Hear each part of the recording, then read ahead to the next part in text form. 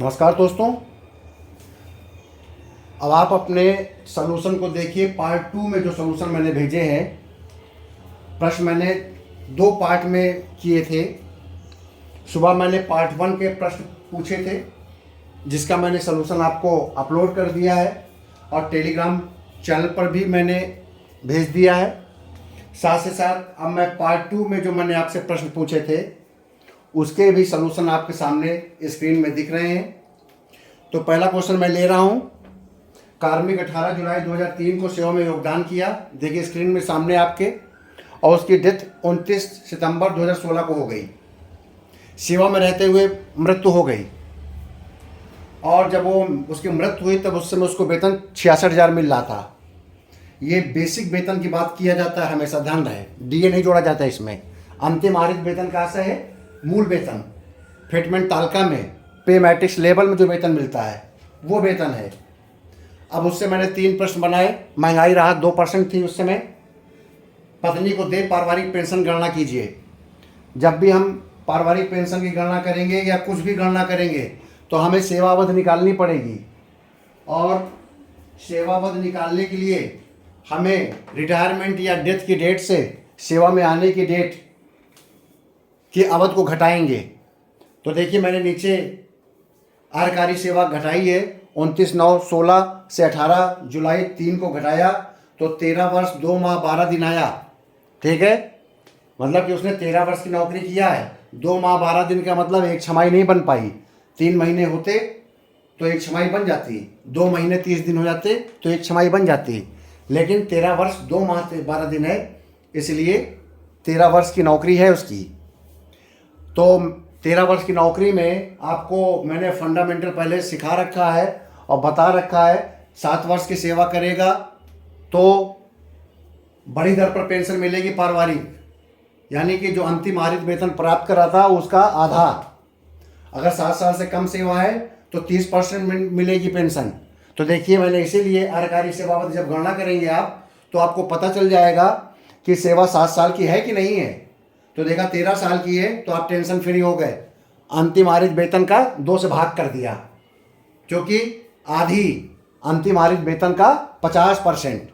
तो 50% कितना आया? 66,000 बटे 2 बराबर 33,000, और प्लस डीए। डीए 2% है, 2% डीए मिल जाएगा। ठीक है, आप 2% डीए निकाल लीजिएगा। मैंने राहत जोड़ दिया आगे। अब आता है, मैंने इसमें एक कदम और आपको समझाने के लिए बता दिया कि 10 साल तक, क्योंकि जब किसी भी कर्मचारी की नौकरी में रहते हुए मृत्यु होती है तो 10 साल तक उसे पूरी पेंशन मिलती है, यानी कि बढ़ी दर पर, यानी कि हाफ पे ड्रॉन।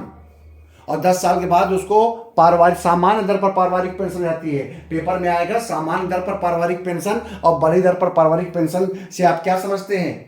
तो बढ़ी दर पर पारिवारिक पेंशन का आशय, यदि कार्मिक 7 वर्ष की सेवा पूरी करके मृत्यु प्राप्त करता है तो उसको बढ़ी दर पर पेंशन मिलेगी, और जो अंतिम आरित वेतन प्राप्त कर रहा था उसका 50% पेंशन बन जाएगी, और साथ में महंगाई राहत मिलेगी।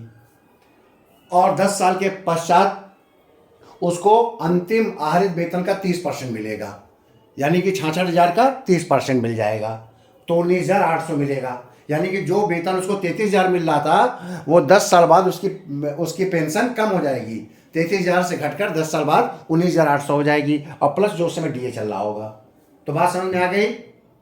और यहीं पर मैं आपको और भी बता दूं कि रिटायरमेंट के बाद, जैसे मैंने पिछला प्रश्न बताया, रिटायरमेंट के बाद अगर किसी व्यक्ति की डेथ होती है तो वो जब 67 साल की आयु पूरी करता, बहुत से लोग 65 वर्ष लिख रहे हैं, मैं बार बार कह रहा हूँ, रिटायरमेंट के बाद मरने पर 67 साल की जब तक उसकी उम्र न पूरी होती, उसके परिवार को बड़ी दर पर पेंशन मिलती। ठीक है, यदि उसने 7 साल ज़्यादा सेवा की होती तो, और 67 साल या 7 साल जो पहले पूरा हो जाए। ठीक है, तो मानी बात है कि जब रिटायरमेंट के बाद मरेगा तो उसकी 67 साल की सेवा पहले पूरी होगी, 7 साल तो आगे बढ़ जाएगा। ठीक, अब दूसरा प्रश्न था इसमें, यदि कार्मिक एवं पत्नी दोनों सेवा में है तो क्या पारिवारिक पेंशन देगी? बिल्कुल देगी। स्पाउस के लिए ये बाध्यकारी है, चाहे वो दोनों नौकरी में हो। अगर एक के देहांत होता है तो दूसरे को उसकी नौकरी की पारिवारिक पेंशन मिलेगी। ठीक है, ठीक। अब अगला आता है पारिवारिक पेंशन दे होगी।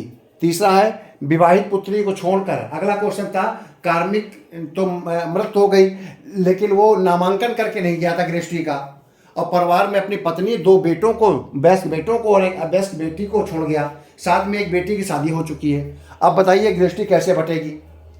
तो ध्यान रखें, जब नामांकन नहीं होता है तो परिवार में सभी अर्ह सदस्यों में बराबर बराबर गृहस्थी बटती है।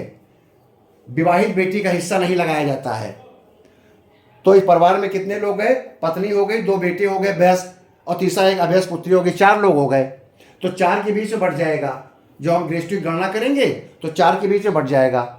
और चूंकि बेटी अवयस्क है तो बेटी का जो हिस्सा आएगा वो माँ को मिलेगा। ठीक है, लेकिन मिलेंगे चारों को बराबर बराबर। बेटी का हिस्सा माँ को चला जाएगा, लेकिन लगाया जाएगा बेटी का हिस्सा, अवयस्क बेटी का हिस्सा।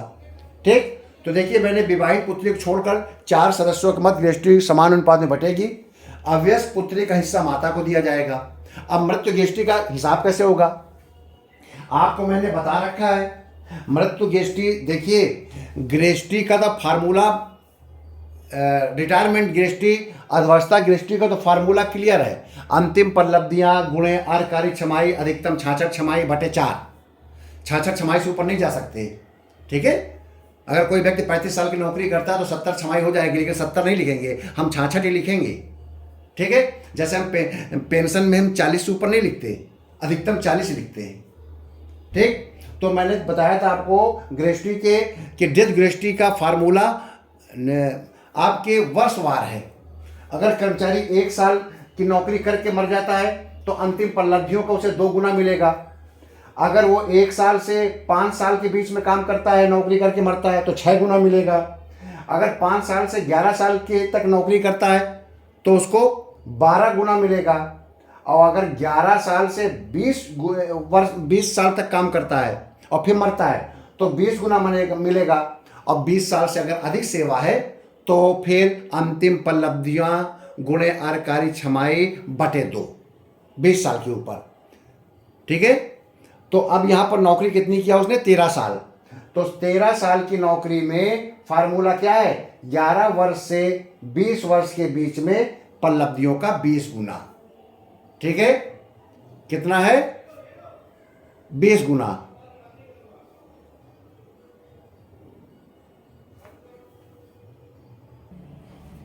तो देखिए, मृत्यु गृहस्थी अंतिम परिलब्धियों का 20 गुना है, क्योंकि 11 वर्ष से अधिक और 20 वर्ष तक की नौकरी करने पर अंतिम परिलब्धियों का 20 गुना। तो आप मृत्यु गृहस्थी के 5 चरणों को अच्छी तरह से याद कर लेंगे।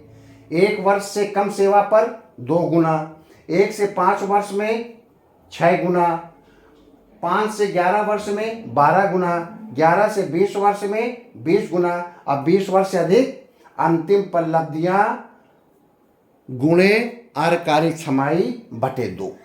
ठीक। तो देखिए, 67,320 का 20 गुना आया, 13,46,400। 4 सदस्यों के मध्य बराबर बराबर बांट दिया गया तो आया 3,36,600।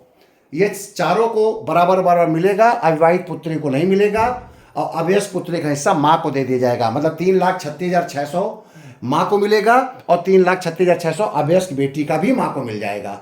यानी कि 6,73,200 ये माँ को मिल जाएगा, और दोनों बेटों को 3,36,600, 3,36,600। ठीक है।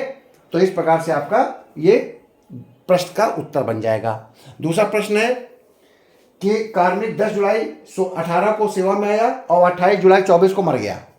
यानी कितनी नौकरी किया उसने? अर्धकारी तुरंत निकालिए सेवा, तो 6 वर्ष 5 माह 19, यानी कि 6 वर्ष ही नौकरी कर पाया। 5 माह में 1 छमाही और मान लीजिए, 7 साल पूरे नहीं कर पाया। अगर 6 वर्ष 9 महीने नौकरी कर लेता तो 7 साल पूरे मान लेते। ठीक ना। तो आप देखिए, 7 वर्ष से कम सेवावधि है, तो इसलिए 7 वर्ष से कम सेवावधि है, इसलिए उसको हम पारिवारिक पेंशन देंगे सामान्य दर पर, क्योंकि हमने बता रखा है 7 साल से कम सेवा होने पर सामान्य दर पर पारिवारिक पेंशन, 7 साल से अधिक सेवा होने पर अंतिम आयु वेतन का आधा 50%। तो 42,000 रुपये उसको वेतन मिल रहा था, 42,000 रुपये उसकी सैलरी थी। तो सैलरी थी 42,000 का 30% निकल के आया 12,600। ये उसको मिलेगा समान दर पर आजीवन, और जो डीए रहेगा समय समय पर वो राहत मिल जाएगा। और उस समय जब मृत्यु हुई है तो 12,600 प्लस 6678, 19,278 ये आजीवन मिलेगा। अगर 7 साल से ज़्यादा सेवा करता तो 10 साल तक हम 50% देते और 10 साल के बाद अंतिम हरित वेतन का 30% दे देते। मृत्यु ज्येष्ठी के फार्मूले में क्या है, क्योंकि नौकरी उसने 6 वर्ष 5 माह किया है, तो 5 वर्ष से 11 वर्ष तक के बीच में 5 वर्ष से 11 वर्ष से तक के बीच में 12 गुना मिलना है। तो अंतिम परिलब्धियां में हमने वेतन जोड़ा, साथ में डीए जोड़ा, तो आपका 64,260 आपका निकल के आया अंतिम परिलब्धियां। उसका 12 गुना कर दिया तो 7,71,120। चूँकि इसमें उसने नहीं कहा है कि नामांकन है कि नहीं है, इसलिए हम मान के चलते हैं नामांकन है और ये पूरी धनराशि पत्नी को मिल जाएगी। ठीक है, तो आप ये बात मेरी समझ में आ गई। अब आप इसमें से मेरा ये मानना है कि पेंशन का अब कोई भी कैसा प्रश्न आएगा, अगर आपने दोनों पार्ट के प्रश्नों के उत्तर को अच्छी तरह से समझ लिया है तो ना केवल आप न्यूमेरिकल लगा के आएंगे बल्कि प्रश्न का भी उत्तर दे देंगे, अगर थ्योरी आएगा तो भी।